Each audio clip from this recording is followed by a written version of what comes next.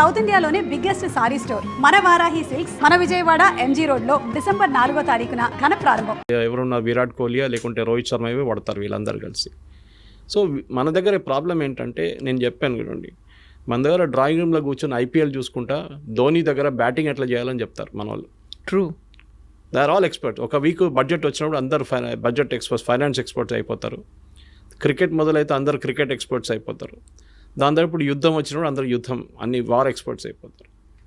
మీరు కూర్చొని మోదీ గారికి అడ్వైస్ ఇవ్వక్కర్లేదు. మీరు చూసుంటారు పెహల్గాం జరిగిన తర్వాత 5 రోజుల తర్వాత చాలామంది నా దగ్గర స్టూడియోస్లో అడిగారు ప్రశ్న, మోదీ గారు ఏంటి ఏం చేయట్లేదు, ఎందుకంత సైలెంట్గా ఉన్నారు హిందీలో అడిగారు నా దగ్గర, మోదీ బాంబ్ క్యో నీ దాల్రా. నేను చిన్నపిల్లల ఆట కాదు ఇది. ఫస్ట్ ఆఫ్ ఆల్ ప్లానింగ్ ఉండాలి, ఇంటెలిజెన్స్ ఉంటుంది.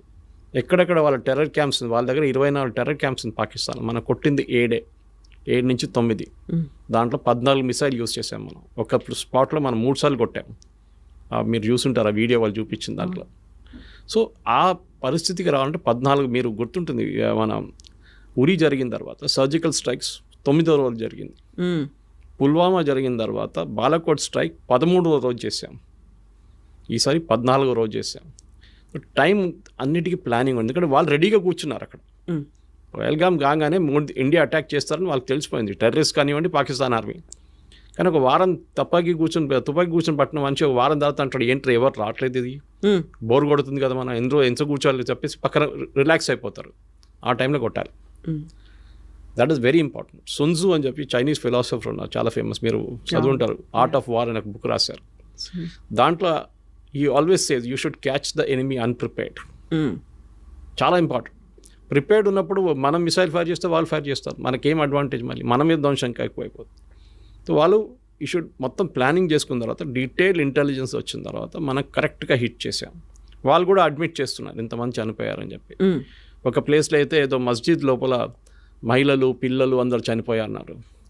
రాత్రి 1 గంటకు ఈ మహిళలు పిల్లలు మస్జిద్ లోపల ఏం చేస్తున్నారండి, ఎందుకున్నారు అక్కడ? అక్కడే మీకు క్వశ్చన్ వచ్చేది. ఇట్ వాజ్ నాట్ ఎ మస్జిద్ పేరు పెట్టుకున్నారు అంతే. అది ప్లేస్ చూడండి, ఇప్పుడు మీరు గూగుల్కి వెళ్ళి ఆ మస్జిద్ పేరు కొడితే పర్మనెంట్లీ క్లోజ్డ్ అని వస్తుంది. సో మొన్న కూడా పాకిస్తాన్ ప్రైమ్ మినిస్టర్ వెళ్ళి మేము మళ్ళీ మస్జిద్ని కట్టేస్తాం మళ్ళీ మొత్తం, అంటే వచ్చిన ఫండ్స్ IMF దగ్గర నుంచి ఫండ్ దీనికి వాడుకుంటారు వాళ్ళిగా. మనకు ప్రాబ్లం లేదు, వాళ్ళు ఏమని చేసుకోవచ్చు. ప్రాబ్లం మీన్స్ పాకిస్తాన్ ఆర్మీకి సర్వైవ్ చేయడానికి టెర్రరిజం కావాలి వాళ్ళకి. ఇప్పుడు కాదు, 35 సంవత్సరాల నుంచి చేస్తున్న పని వాళ్ళది. ఆఫ్ఘనిస్తాన్లో టెర్రరిస్ట్ని తయారు చేయడం, ఫస్ట్ ఐసిస్, దాని తర్వాత Al-Qaeda, first Taliban, Al-Qaeda, ISIS, దాని తర్వాత మొత్తం ధ్వంసం అయిన తర్వాత ఇప్పుడు తాలిబాన్ టేక్ ఓవర్ చేసుకున్నారు ఆఫ్ఘనిస్తాన్. సోవియట్స్ పారిపోయారు, మరి తర్వాత US పారిపోయారు, నేటో పారిపోయారు. ఇప్పుడు ఎక్కడ పంపించాలి టెర్రరిస్ట్ అంతని? ఎక్కడో వాడుకోవాలి కదా. నేను ఎప్పుడు దీన్ని భస్మాసుర్ ఎఫెక్ట్ అని చెప్తాను. దీన్ని భస్మాసుర్కి వరం ఇచ్చిన తర్వాత టెస్ట్ చేయడానికి శివ భగవాన్ తల మీద పెడదాం అనుకున్నారు. పాకిస్తాన్ సంగతి అంతే. ఇప్పుడు పాకిస్తాన్ తల మీద తేరిక తాలిబాన్ వచ్చి కొడుతున్నారు, అటువైపు నుంచి బలూచిస్తాన్ వాళ్ళు కొడుతున్నారు, ఇటువైపు టెర్రరిస్ట్ కూర్చున్నారు. వాళ్ళు అంటున్నారు మన ఇండియాకి పోకపోతే మేమేం చేయాలంటున్నారు, ఏం పని ఉంది మాకు ఇక్కడ అని. సో దే ఆర్ సర్వైవింగ్ దానికోసం. చూడండి పాకిస్తాన్ ఆర్మీ, పాకిస్తాన్ పొలిటీషియన్స్ అందరూ వచ్చేది పంజాబ్ నుంచి, పంజాబ్ నుంచి 90%. ఒక ఎక్సెప్షన్ ఇమ్రాన్ ఖాన్ అట్లాంటి వాళ్ళు ఉండొచ్చు, కానీ మిగతా అందరూ అక్కడి నుంచి వస్తారు. వీళ్ళకి మాఫియా, వాళ్ళు అక్కడే ఎన్షూర్ చేసుకుంటారు. ఈ ఏరియా నుంచి వచ్చిన వాళ్ళే. మీరు ఎప్పుడైనా ఖైబర్ పఖ్తూన్ఖా లేకుంటే బలూచిస్తాన్ నుంచి ఒక ప్రధానమంత్రి, ఒక ఆర్మీ చీఫ్ పేరు విన్నారా? ఎప్పుడు లేదు. వీళ్ళు అక్కడి నుంచి ఉంటారు. సో వీళ్ళని మనం ఈసారి కొట్టినప్పుడు భావాల్పూర్ కొట్టాం మనం, which was a very emotional hit for them. ఎందుకంటే వాళ్ళు ఎప్పుడు అనుకోలేదు మనం కొడతామని. పాకిస్తాన్ వైపు, అది కూడా పాకిస్తాన్ పంజాబ్లో అటాక్ చేయడం అని చాలా, వాళ్ళు ఎప్పుడు వాళ్ళ డ్రీమ్స్లో కూడా కళ్ళు కూడా రాదు వాళ్ళకి. కొట్టాం మనం. అదొక సైకలాజికల్ బ్లో ఉండేవారు.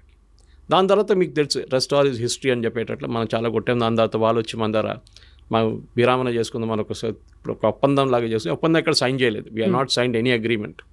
కానీ ఇప్పటికీ ఒక స్టేల్ మేట్, ఇప్పుడేం లేదు. ఒక టైమ్అవుట్ అంటారు ఫుట్బాల్లో, టైమ్అవుట్ తీసుకున్నాం. అది 5 నిమిషాలు ఉండొచ్చు, 5 రోజులు ఉండొచ్చు, 5 నెలలు ఉండొచ్చు, 5 సంవత్సరాలు ఉండొచ్చు. ఏ రోజు మన మీద నెక్స్ట్ దాడి జరిగిందో ఆ రోజు మనం వి విల్ హిట్ బ్యాక్. ఇప్పుడు పహల్గాం జరిగి ఆల్మోస్ట్ 1 నెల కాబోతుంది. మీరు చూడండి, ఒక్క అటాక్ కూడా మనమే జరగలేదు. జరిగితే Modiji will give next authorisation, కొట్టండి ఈసారి అని చెప్పేసి. ఆల్రెడీ వాళ్ళ చాలా మట్టుకు ధ్వంసం చేస్తాం, వాళ్ళ ఎవాక్స్ని ధ్వంసం చేస్తాం, వాళ్ళ ఫైటర్ ఎయిర్క్రాఫ్ట్ని ధ్వంసం. వాళ్ళు కూడా చాలా మటుకు కాంట్రవర్సీ క్రియేట్ చేశారు. మేము 5 రఫాల్, 1 రఫాల్, 3 సుఖాయిలు, 2 మిగ్లు కొట్టుపడేస్తామని చెప్పేసి. నిన్ననే government of India detail statement ఒకటి ఇష్యూ చేశారు through press information bureau. And వాళ్ళ లాంగ్వేజ్లో ఒక ఎయిర్క్రాఫ్ట్ అంటే అసెట్ అంటారు దాన్ని. All our assets are intact అని చెప్పి పెద్దగా సపరేట్గా ఇచ్చారు వాళ్ళకి బాక్స్ లైన్లో. మనది ఒక ఎయిర్క్రాఫ్ట్ కూడా పోలేదు, ఒక ఎయిర్ ఫీల్డ్ కూడా అటాక్ కాలేదు. దానికోసం మీరు చూసుంటారు మోదీ గారు కాగానే ఈ సీజ్ ఫైర్ కాగానే మోదీ గారు ఫస్ట్ విజిట్ ఆదంపూర్కి వెళ్ళారు. Adampur second biggest air force base మనది. ఎందుకు వెళ్ళారంటే వీళ్ళేం చెప్పారు, మేము ఆదంపూర్ మీద మిసైల్ కొట్టాం పాకిస్తాన్ వాళ్ళు అన్నారు, మొత్తం ధ్వంసం చేసాం, అక్కడ ఉన్న SU-400ని ధ్వంసం చేసి అక్కడ ఉన్న ఫైటర్ ఎయిర్క్రాఫ్ట్ అన్నీ పోయిందని. మోదీ గారు వెళ్ళి నిలబడి ఆప్టిక్స్ అంటారు మన ఇంగ్లీష్లో, లెఫ్ట్ షోల్డర్ మీద SU-400 రైట్లో ఒక మిగ్ నిలబడింది, MiG-29. That is optics. Modi గారు వచ్చింది ఆయన నార్మల్ ఎయిర్క్రాఫ్ట్లు కాదు, మిలిటరీ ఎయిర్క్రాఫ్ట్లో ల్యాండ్ అయ్యారు. అంటే runways working, systems are working, లేకుంటే ల్యాండ్ గారు. అదే టైంలో Pakistan army chief, Pakistan prime minister మన ఏదో వాళ్ళ బేస్కి వెళ్ళారు.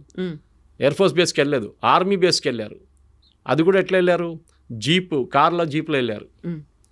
దట్ మీన్స్ వాళ్ళ దగ్గర ఉన్న ఎయిర్ ఫోర్స్ బేస్ ధ్వంసం అయిపోయింది, అక్కడ ల్యాండ్ చేయలేమని చాలా క్లారిటీ వచ్చేస్తున్నారు. సో యుద్ధం అనేది మన వాళ్ళు కూడా దే షుడ్ అలౌ పొలిటికల్ ఎస్టాబ్లిష్మెంట్ని వాళ్ళ పని చేయనియండి, వాళ్ళకి తెలిసి ఏం చేయాలని చెప్పి. విక్రమ్ మిస్త్రీ గారి మీద చేసిన దాడి ఐ థింక్ మన దేశంలో ఒక కల్చర్ అయిపోయింది.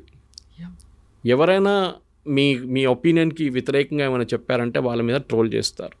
He's only a messenger. ఆయన ఒక స్టేట్మెంట్ తీసుకొచ్చి చెప్పారు అంతే. ఆయన కాదు డిసైడ్ చేసింది, పొలిటికల్ లీడర్షిప్ డిసైడ్ చేశారు. He is a messenger. ఇంగ్లీష్లో అంటారు ఇప్పుడు డోంట్ షూట్ ద మెసెంజర్ అని. మనం చేసిన పని అది. మనం తెలియదు. Of course his daughter use to represent రోహింగ్యాని రిప్రజెంట్ చేస్తుందంటే అది ఇంకో పొలిటికల్ కేసు, అది సపరేట్. చాలామంది పిల్లలు ఇప్పుడు మన కూతురు కానీ కొడుకులు కానీ వాళ్ళ ఫిలాసఫీ ఉంటుంది వాళ్ళకి, మనం ఆపలేం వాళ్ళని.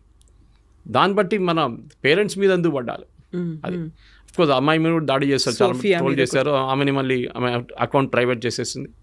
కానీ ఇది మెచ్యూరిటీ లేదు. ఇక్కడ కూడా చూపి ఈ సోషల్ మీడియా ప్రాబ్లం ఏంటి, నేను ఎప్పుడు చెప్తూ ఉంటాను, మీరు వాట్సాప్లో ఒక మెసేజ్కి 10 రూపాయలు అనే కండిషన్ పెట్టండి, రేపటి నుంచి మొత్తం వాట్సాప్ మెసేజ్లు బంద్ అయిపోతాయి అన్నీ. అందరూ ఇప్పుడు ఫ్రీ ఉందని చెప్పి జియో వచ్చి ఇంత ఫ్రీ డేటా ఇచ్చిన తర్వాత ఏం చేయాలని తెలియదు. 5 నిమిషాలు దొరికితే ఏదో వీడియో చూస్తుంటారు మన వాళ్ళు. మీరు ఎక్కడికైనా వెళ్ళండి, మెట్రో చూడండి, వర్క్ సైట్కి వెళ్ళండి, ఇది ప్రాబ్లం అనమాట. ఏదో వీడియోలు పొద్దున్న సాయంత్రం దాకా ఫార్వర్డ్ చేస్తూనే ఉంటారు. ఒక్కటే వీడియో మీ 100 చోట్ల నుంచి వస్తుంది మీకు. ఎందుకంటే ఆ వాడడానికి మీకు తెలియట్లేదు, మెచ్యూరిటీ లేదు దాంట్లో. ఇప్పుడు నాకు కూడా వస్తుందండి, మీకు చెప్పినట్టు పొద్దున్న నుంచి సాయంత్రం దాకా ఒక 20 మీడియా గ్రూప్స్ ఉంది, దాన్ని అందరూ వీడియోలు పడేస్తున్నట్టు పొద్దున్న నుంచి. వస్తే డిలీట్ చేసుకుంటూ వెళ్ళిపోతాను నేను. కానీ కొన్ని సైట్స్, కొన్ని గ్రూప్స్ ఉన్నాయి వేరే సీరియస్ డిస్కషన్ నడుస్తుందని, అది నేను రిటైన్ చేసుకుంటాను, టైం దొరికినప్పుడు చూసుకుంటాను. అదనమాట ఇది మనం మెచ్యూరిటీ ఉన్నప్పుడు చేయాల్సింది. ఏదో వీడియో రోజు కూడా క్రైసిస్ జరిగినప్పుడు మీకు గుర్తుంటుంది, JD Vance మాట్లాడింది అసీం మునీర్తో. He didn't speak to Shahbaz Sharif, తర్వాత మాట్లాడంటున్నారు, అది కొంచెం ఫేస్ సేవింగ్ ఎక్సర్సైజ్ అది. కానీ ఇండియాతో మాట్లాడినప్పుడు ఈ spoke to prime minister Modi. Correct. ఎందుకంటే పవర్ ఎవరి దగ్గర చూస్తున్నారు. పాకిస్తాన్ భయం, పవర్ ఉంది. వీళ్ళకి భయం ఏంటంటే, సార్ మీరు చెప్పింది ఒక బేస్ ఇస్ వన్ ఆబ్జెక్టివ్, అది వాళ్ళు ఎప్పుడైనా వాళ్ళ పక్కన ఖతార్ల బేస్ ఉంది, ఇంత పెద్ద బేస్ ఉంది వాళ్ళ దగ్గర. ఒక సంవత్సరానికి దాని మెయింటెనెన్స్ కాస్ట్ $6 బిలియన్. ఎవరు పే చేస్తున్నారు? ఖతార్ గవర్నమెంట్ పే చేస్తున్నారు. ఆలోచించండి. యూఎస్ బేస్ని మెయింటైన్ చేసుకోండి ఖతార్, ఎందుకంటే వీళ్ళకి తెలుసు యూఎస్ ఉన్నదాకా మా మీద చేయబెట్టడు. Qatar is the foundation of terrorism, అందరికి తెలుసు. అది ముస్లిం బ్రదర్హుడ్ కానివ్వండి, అల్ఖైదా కానివ్వండి, ఐసిస్, అందరూ ఈవెన్ హమాస్ లీడర్స్ కూడా అక్కడే కూర్చుంటారు. కానీ వాళ్ళు ముట్టరు, యూఎస్ కూడా ముట్టరు. కానీ మన దగ్గరకు వచ్చినప్పుడు ఈ ప్రాబ్లం వచ్చినప్పుడు పాకిస్తాన్ అసీం మునీర్ ఎందుకు పిలిపించారంటే, మెయిన్లీ వాళ్ళ దగ్గర న్యూక్లియర్ మిసైల్స్ ఉన్నాయి. ఏ న్యూక్లియర్ మిసైల్ అసెంబుల్ చేసి పెట్టరు. న్యూక్లియర్ వార్ హెడ్ సపరేట్గా ఉంటుంది, మిసైల్ సపరేట్గా ఉంటుంది. This is the delivery system. ఇది ఇక్కడి నుంచి అక్కడ కొట్టాలంటే ఇది. దాని మీద 50 కిలోలు పెట్టాలన్నా, 100 కిలోలు పెట్టాలన్నా, న్యూక్లియర్ వెపన్ పెట్టాలన్నా డిసైడ్ చేసేది లాస్ట్ మినిట్లో. మన కైరానా హిల్స్లో మనం కొట్టినప్పుడు we didn't hit the missiles. మనం ఏం చేసామంటే వాళ్ళ కేవ్ బయట కొట్టాం. వీళ్ళందరూ అండర్ గ్రౌండ్లో పెడతారు, పెద్ద కొండ కింద పెట్టుకుంటారు. ఈవెన్ ఇరాన్లో ఫైడ్రో చూడండి, నటాన్స్ చూడండి, వీళ్ళన్ని న్యూక్లియర్ ప్లాంట్స్ అన్ని. నటాన్స్లో ఒక ప్లాంట్ పైన ఉంది, మిగతా కింద ఉంది. వెరాజ్ ఇన్ ఫడ్రో the entire thing is below the 250 metre concrete barrier ఉందండి, దానికోసం బంకర్ బస్టర్ అంటున్నారు. సో అసీం మునీర్ ఎందుకు తీసుకొచ్చారంటే, బేసిక్లీ వీళ్ళ దగ్గర ఉన్న మిసైల్స్ ఎక్కడ వెళ్ళకూడదు. ఇరాన్ పోతే అల్ఖైదా వాళ్ళు, లేకుంటే ఎవరైనా తాలిబాన్ వాళ్ళు వచ్చి కొట్టి తీసుకెళ్తే న్యూక్లియర్ మిసైల్ తీసుకెళ్ళి పాకిస్తాన్ దగ్గర ఒక్కటే ఉంది ఇప్పుడు ఇస్లామిక్ నేషన్లో. ఎవరు తీసుకెళ్తారో తెలియదు. రేపు అసీం మునీర్ లేడు, ఇంకా వాళ్ళ గవర్నమెంట్ పడిపోయిందో ఏమో అని అంటే ఆర్మీ చూసుకుంటారు. గవర్నమెంట్ ఏం చేయలేరు అక్కడ గవర్నమెంట్. మన దగ్గర న్యూక్లియర్ బటన్ మోదీ దగ్గర ఉంది. హ్మ్. అక్కడ న్యూక్లియర్ బటన్ ఆర్మీ చీఫ్ దగ్గర ఉంది. మునీర్ దగ్గర ఉంది. అది చాలా క్లియర్ అన్నమాట. సో దానికోసం పిలిచి ఏమన్నారంటే ఆ మిసైల్స్ అంతా మేము చూసుకుంటాం. దీనికన్నా ముందు కూడా భారతదేశం అటాక్ చేసిన గుర్తుంటుంది మీకు. అందరూ అన్నారు అమెరికా చూసుకుంటున్నారు పాకిస్తాన్ అవును. weapon, దానికోసం ఆపారు బాంబింగ్ అని. కరెక్ట్. ఆ వెపన్స్ వాళ్ళ చేతిలో పడకూడదు. అల్ఖైదా కానివ్వండి, ఐసిస్ కానివ్వండి, తాలిబాన్ కానివ్వండి, లేకుంటే ఇరాన్ నుంచి వచ్చే నెక్స్ట్ రెజీమ్ కూడా. ఎందుకంటే పాకిస్తాన్ ఈ టెక్నాలజీ మొత్తం దొంగతనం తీసుకొచ్చారు జర్మనీ నుంచి, ఇంకోటి నార్త్ కొరియా దగ్గర నుంచి తీసుకొచ్చారు. సో నవ్వు తాళం వేసి ఆ చావి తీసుకెళ్ళి పెంటగన్లో పెట్టుకుంటారు. దీన్ని పిలిచారు అంతే, ఇంకేం లేదు. ఇంకా మాట్లాడడానికి ఏం లేదు. We'll do deals with Pakistan అంట. పాకిస్తాన్ ఏం అమ్ముతారండి? వాళ్ళ మేజర్ ఎక్స్పోర్ట్ టెర్రరిజం. అదొకటే వాళ్ళు అమ్మగలరు. కానీ కొన్ని వేల కోట్ల రూపాయలు ఫండింగ్ చేస్తూ ఉంటున్నారు కదండి. ఎందుకు చేస్తున్నారు ఆలోచించండి. ఆ గవర్నమెంట్ పడిపోతుంది. పడిపోతే వాళ్ళ న్యూక్లియర్ అసెట్స్ ఎవరి దగ్గర ఉంటుంది? గవర్నమెంట్ ఐసిస్, అల్ఖైదా వీళ్ళు ఎవరైనా వస్తారు రేపు. తాలిబాన్ అక్కడ తయారైనట్ల ఆఫ్ఘనిస్తాన్, ఇక్కడ ఇంకో థియోక్రసిక్ గవర్నమెంట్ వచ్చేస్తుంది. అమెరికాకి అదే భయం. దానికోసం ఇప్పుడు కాదు, ముందు నుంచే సోవియట్ యూనియన్ ఉన్నప్పటి నుంచి సపోర్ట్ చేస్తుంది దానికే వాళ్ళు. ఎందుకంటే ఎట్లయినా వీళ్ళు ఇక్కడ వీళ్ళ దగ్గర ఉన్న ఈ అసెట్స్ ఎక్కడ ఈ ఇస్లామిక్ టెర్రరిస్ట్ దగ్గర వెళ్ళకూడదు. మిసైల్ అయితే నాకు ప్రాబ్లం లేదు, కానీ న్యూక్లియర్ తీసుకొచ్చి ఒక న్యూయార్క్లో పడేస్తే నెక్స్ట్ 5,000 10,000 సంవత్సరాలు న్యూయార్క్లో ఎవరు ఉండలేరు. సో అమెరికా చాలా భయం ఉంది దాని మీద అన్నమాట. వీళ్ళు స్టేబుల్ నేషన్ కాదు సార్, మనలా కాదు. మన దగ్గర స్టేబుల్ నేషన్. మనం ఒక డెమోక్రటిక్ పార్టీ ఉంది, మన ఎలక్షన్ నడుస్తుంది, ఆర్మీ ఉన్నారు, ఎయిర్ ఫోర్స్ అంతా ప్రొఫెషనల్ సిస్టమ్. వాళ్ళ దగ్గర ప్రొఫెషనల్ కాదు. ఈ ఆర్మీ చీఫ్లు కానీ ఎయిర్ ఫోర్స్ చీఫ్ పాకిస్తాన్లో ఫస్ట్ రాగానే లండన్లో ఒక పెద్ద ఇల్లు తీసుకుంటాడు. వాళ్ళకి అమెరికా ఫండింగ్ ఎవరైనా ఇస్తారు దానికి. వాళ్ళ పిల్లల్ని ఆక్స్ఫర్డ్, కేంబ్రిడ్జ్ పంపిస్తారు, లేకుంటే MIT పంపిస్తారు. మీరు చూడండి, every Pakistani general from Yahya Khan to Pervez Musharraf to general Ziaul Haq అందరు ఇదే చేశారు. మన దగ్గర ఉన్న కశ్మీరీ పొలిటీషియన్స్ కూడా ఇదే చేస్తారు. ఒమర్ అబ్దుల్లా, ఫరూక్ అబ్దుల్లాకి లండన్లో ఇల్లు ఉన్నాయి, పెద్ద ఇల్లు ఉన్నాయి. వాళ్ళ పిల్లలంతా బయట చదువుకున్నారు. సో వాళ్ళకి టెండెన్సీ ఉంది అది. దాన్ని కంట్రోల్ చేయడం మొత్తం US చేతిలో ఉందన్నమాట. ఇప్పుడు కాదు, ముందు నుంచి. That is exactly what Trump did. కొత్తది ఏం లేదు దాంట్లో. మోదీ గారిని పిలిచారు కదా డిన్నర్కి. ఈయన లంచ్ పిలిచినంత మోదీ గారు డిన్నర్కి పిలిచి నేను రానలేపో అని చెప్పేసి వచ్చేసి ఆయన పూరి వచ్చారు. Ego problem. అరే నువ్వు వాని పిలుస్తున్నావు, నా మమ్మల్ని ఈక్వల్ చేస్తున్నావా? Is only an army chief. వాడు కావాలని చెప్పి వాడే మెడల్ వేసుకున్నాడు ఫీల్డ్ మార్షల్ అని చెప్పి. సార్ ఫైనల్గా చెప్పండి, సోనియా గాంధీ గారి స్టేట్మెంట్ మాత్రం కేవలం ఎలక్షన్ చూడాలంట. అంతే ఇంకేం లేదు. ఇప్పుడు కాదు కదా, అంటే అటు తిరిగి మన దేశంలో రెండు పార్టీలు విభేదాలు రావా? కొత్తది ఏం కాదు కదా సార్. ఇప్పుడు సోనియా గాంధీ స్టేట్మెంట్ మీద కూడా మోడీ గారు ఇంకా వేరే వాళ్ళు కామెంట్ చేస్తారు. ఇది ఒక వార్ నడుస్తుంది ఇప్పుడు, ఇన్సైడ్ వార్. మోదీ గారు కామెంట్ చేయరు. మోడీ గారు టీం చేస్తారు. ఎవరికొరకు మోదీ గారు IT టీం ఉన్నారు, వాళ్ళ అమిత్ మాల్వియా లాంటి ఉన్నారు, వాళ్ళు కామెంట్ చేస్తారు. డెఫినెట్గా కామెంట్ చేస్తారు. పొలిటికల్ వార్ అవుతుంది ఇక్కడ. పొలిటికల్ అని కాదు, మీరు ముస్లిం ఓట్ కోసం చేస్తున్నారు. నేను ఎప్పుడు రాసిస్తాను మీకు ఆ ట్వీట్ ఏముంటుందని. మీరు ముస్లిం ఓట్ల కోసం చేస్తున్నారు, మీరు అసలు కానీ ఇరాన్తో ఉన్న రిలేషన్షిప్లో ఇప్పుడు బీజేపీ ఒఫీషియల్గా ఏం మాట్లాడరు. బికాజ్ వాళ్ళకి తెలియదు ఈ గవర్నమెంట్ ఉంటుందో పోతుందో అని. పోతే ప్రాబ్లం లేదు, ఉంటే మనకు ఆ పోర్ట్ కావాలి, షబార్ పోర్ట్. పెద్ద ప్రాబ్లం అవుతుంది మనకి. Next third is oil. మన ఇరాన్ దగ్గర నుంచి బ్యాన్ పెట్టే ముందు US బ్యాన్ పెట్టేదాకా మన ఆయిల్ వాళ్ళ దగ్గర కొంటుండే, అది కూడా రూపీ పేమెంట్లో. ఎందుకంటే మొత్తం బ్యాంకింగ్ సిస్టమ్ నుంచి బ్యాన్ చేసి పడేశారు US. సో రూపీ పేమెంట్ ఇచ్చి మనం తెచ్చుకున్నాం. దాని తర్వాత బియ్యం తీసుకున్నారు మన దగ్గర నుంచి. బియ్యం తీసుకొని మనకు క్రూడ్ ఆయిల్ ఇచ్చారు. సార్ ఇప్పుడు ఈ వార్ చూస్తుంటే కొంతకాలం ఎప్పటికైనా ఆగే కనిపిస్తుందా, లేదంటే దీనివల్ల ఇంకొంచెం ముందుకెళ్ళే అవకాశం ఉందా? అల్టిమేట్గా ఏమైనా ఫ్యూల్ రేట్ పెరిగే అవకాశం ఉంటుంది? క్రూడ్ ఆయిల్ రేట్ ఎప్పుడు పెరగదండి. ఒకటి, క్రూడ్ ఆయిల్ ఎప్పుడు రేపటి కోసం ఇవాళ కొనాం మనం. ఒక ఇయర్లీ కాంట్రాక్ట్ ఉంటుంది. ఓకే, అది మొత్తం మనకు 1 yearకి కాంట్రాక్ట్ సైన్ చేసుకుంటాం. అది ఎవరైనా ఉన్నాయి, సౌదీ అరామ్కోతోనో లేకుంటే వెనిజువేలాతోనో. ఇప్పుడు US వాళ్ళు కూడా సప్లై చేస్తున్నారు మనకి.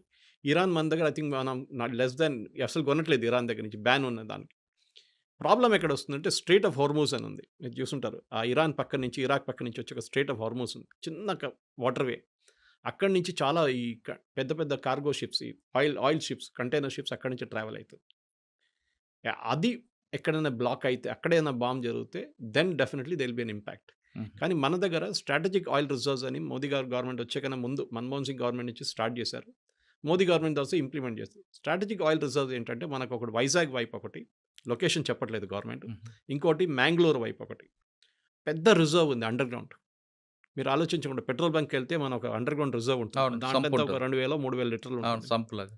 ఇది లక్షల లీటర్లు ఉంటుంది అన్నమాట అండర్ గ్రౌండ్ ట్యాంక్స్.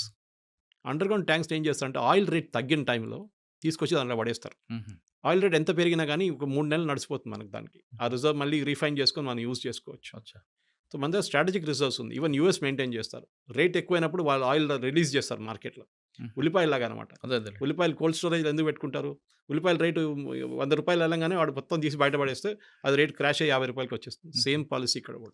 ఇప్పుడు కూడా అండమాన్ దగ్గర కూడా ఇంకొక రిఫైనరీ దొరికింది, ఐడెంటిఫై చేసినట్టున్నారు కదండి. అది ప్రాస్పెక్ట్ చేస్తున్నారు.